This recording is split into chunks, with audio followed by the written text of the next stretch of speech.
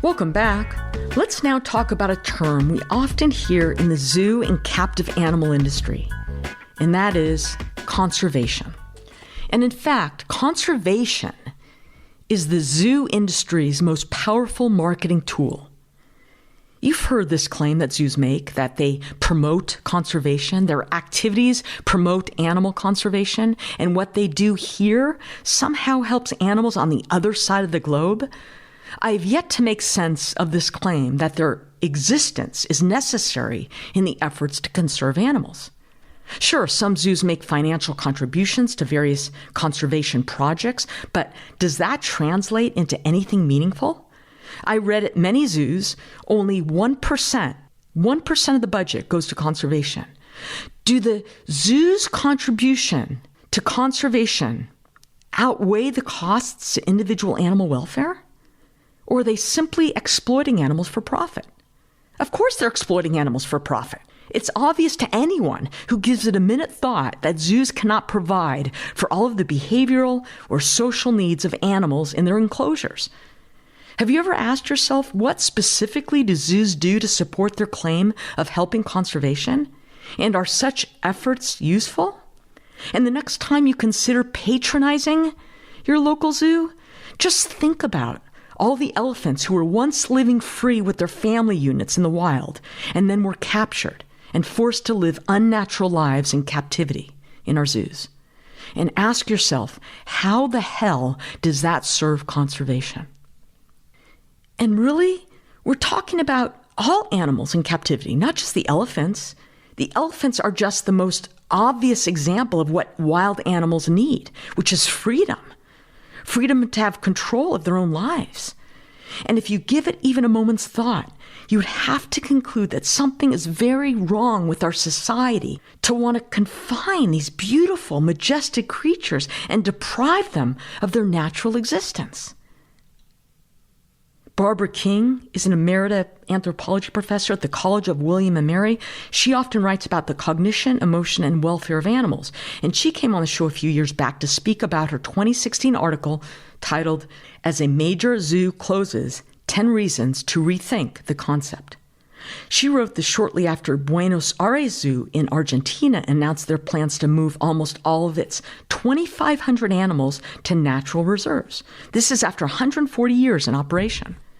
According to The Guardian, Horacio Rodriguez Larreta, the mayor of Buenos Aires, said when announcing the news, "This situation of captivity is degrading for the animals. It's not the way to take care of them.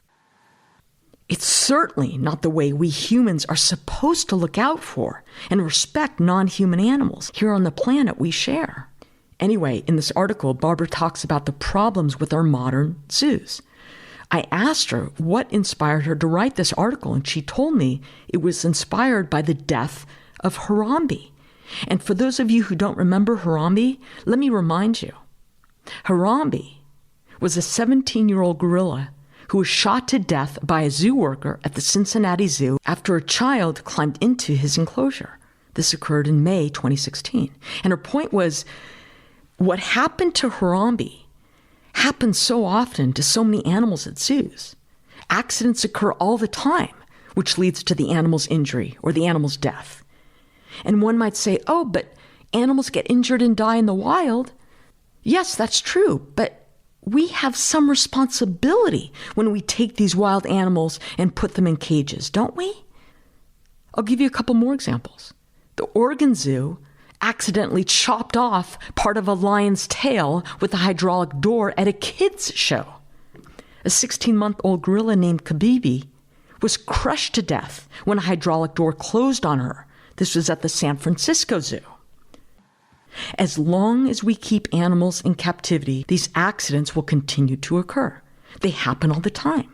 And Barbara King was explaining, it's not just about these traumatic deaths, but it's also the daily costs to animals of being confined, of being made to act very unnaturally, being taunted by zoo visitors. And of course, we touched upon the educational component because zoos often tout the fact that they provide important educational lessons to zoo goers and children, which we all know is a bunch of nonsense. Yeah, because it's important for children to see animals being crushed to death or parts of their tails being chopped off. Those are the real educational values I want to teach my kids. I mean, really, if zoos are teaching children anything, it's that imprisoning animals for our own entertainment is acceptable, and that we humans are in charge, and the other animals are there for our amusement. Another point in Barbara's article is the animals suffer from stress and boredom. In captivity, the animals are not getting the mental and physical stimulation that they get living in the wild. For example, let's say the animal's a predator. What's the most natural and stimulating thing a predator does? It's to hunt. Well, animals hunting other animals in zoos is forbidden. Any animal-on-animal violence is forbidden at a zoo. That would upset the public. A lot of people, including myself, can't even watch the Nature Channel or Animal Planet because it's upsetting to watch animals kill other animals, even if they're doing what is natural to them. Zoos need to make zoo-goers' experience pleasurable. Barbara said she once witnessed a groundhog get into the wolves' enclosure, and of course the wolves destroyed the groundhog because they're wild animals and that's what they do, and they were just acting normally. But the public could see blood on the muzzle of the wolves, and that of course freaked everyone out. So although the wolves are trying to act like normal predators, it's not permitted at a zoo. Animals are not in their natural environment, and therefore they cannot act naturally. They're actually being prevented from acting naturally. So really, what is the educational value when visitors are not seeing a realistic depiction of how the animals really live? But that's the thing. Zoos justify their existence through two objectives: conservation and education. And that is what zoos want you to believe. But now you know that's not reality at the zoo. It's not possible to fulfill those objectives when wild animals are confined. And we're out of time here, but we didn't even talk about what happens when there's a surplus of animals at the zoo. Have you heard the term zoothanasia? That's the cruel practice of killing healthy zoo animals because there are too many of them. Yeah, killing healthy animals at the zoo goes along perfectly with the zoo's mission of education and conservation, doesn't it? So you want to see wild animals in real life? Visit an animal sanctuary or a wild animal rescue center or go on a photographic tour. A true sanctuary will not breed or buy animals to display them. A true wildlife sanctuary takes in unwanted, injured wildlife that can no longer survive on their own in the wild. Sanctuaries rescue unwanted wild animals who were once people's pets, instead of killing unwanted or injured wild animals like many zoos do. True sanctuaries are a place of refuge where injured and abused and unwanted captive wildlife can live in peace for the remainder of their lives.